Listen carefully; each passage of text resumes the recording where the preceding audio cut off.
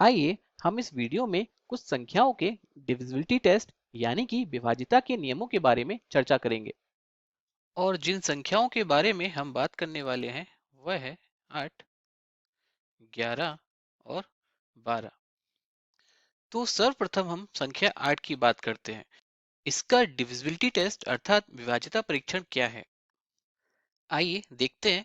तो उदाहरण के लिए मैं एक नंबर लेता हूं, 25,732। विभाज्यता परीक्षण के अनुसार यदि किसी संख्या के आखिरी 3 अंक 8 से विभाज्य हैं तो वो संपूर्ण संख्या भी 8 से विभाज्य होगी। आमतौर पर बड़ी संख्याओं के लिए हम इस परीक्षण का उपयोग करते हैं। छोटी संख्याओं के लिए इस परीक्षण की आवश्यकता नहीं होती है। तो आइए इस संख्या के आखिरी 3 अंकों को 8 से विभाजित करके देखते हैं।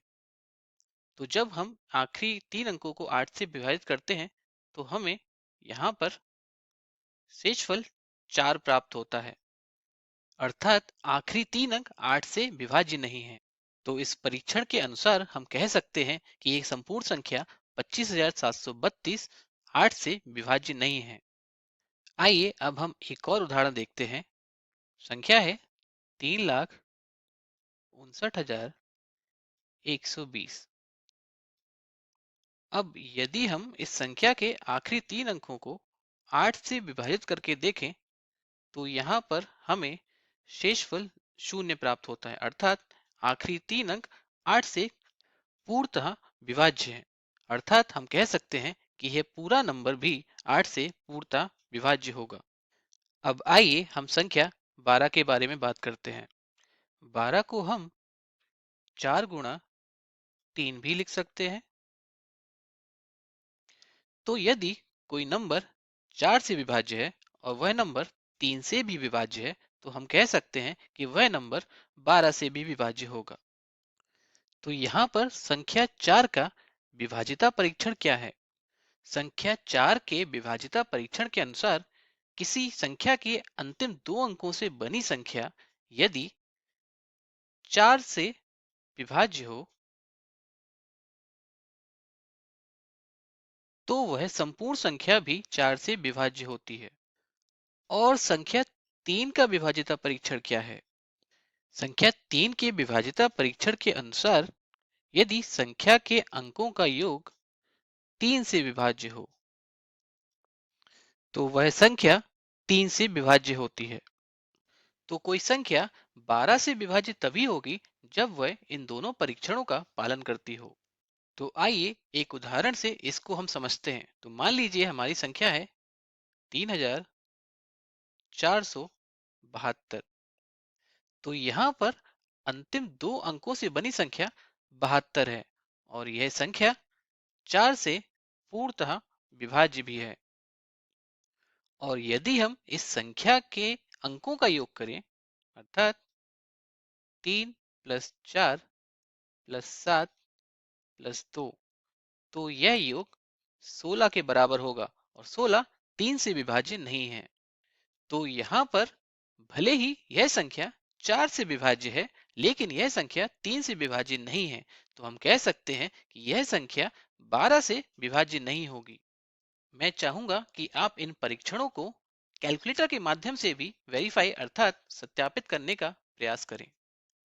तो आइए अब हम संख्या 11 के डिविजिबिलिटी टेस्ट अर्थात विभाज्यता परीक्षण की बात करते हैं। तो हम ये कैसे ज्ञात कर सकते हैं कि कोई संख्या 11 से विभाज्य है या नहीं? तो आइए एक उदाहरण के माध्यम से इसको समझने का प्रयास करते हैं। तो मान लीजिए कि हमारे पास संख्या है 1,21,121। अब हम यहाँ पर दाहिनी तरफ से ऑड प्लेसेस अर्थात विषम स्थानों पर जो अंक हैं उनका योग करेंगे। इसके बाद हम इवन प्लेसेस अर्थात सम स्थानों पर जो अंक हैं उनका योग ज्ञात करेंगे।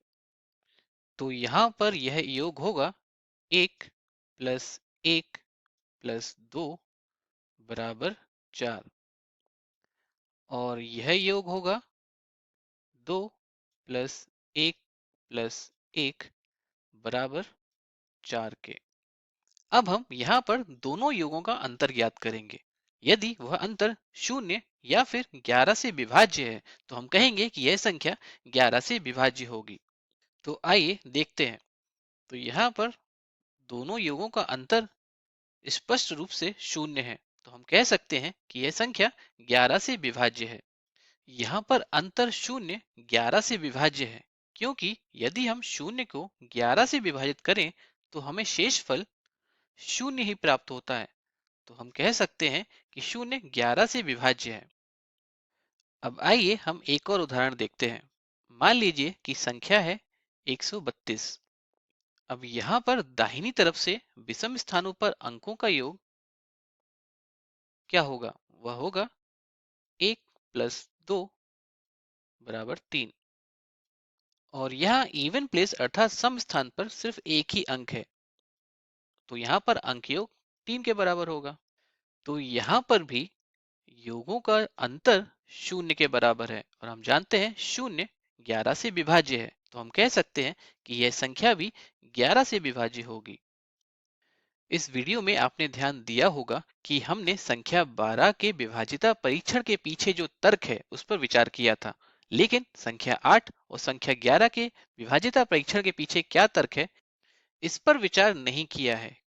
और ऐसा इसलिए क्योंकि यह आपके पाठ्यक्रम से बाहर है।